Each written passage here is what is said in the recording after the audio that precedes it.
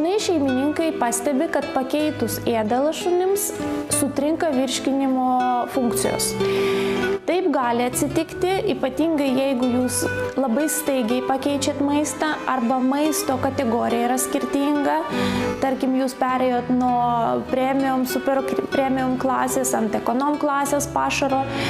Ir taip gali taip pat atsitikti, jeigu gyvūnas jūsų yra alergiškas. Ir tas viduriavimas vėlgi gali būti kaip alerginis atsakas organizmo į tam tikrą maistą.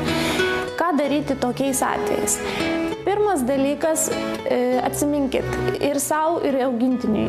Kuo lėčiau jūs pereinat ant naujo maisto, ant naujo raciono, tuo lengviau jūsų virškinimo traktui prisitaikyti. Jokių būdų nedarykit tokių eksperimentų, kad per vieną dieną pakeičiat pilnai racioną arba duodat kelis naujus pašarus iš karto. Tai yra pakankamai didelis stresas ir užduotis jūsų organizmui.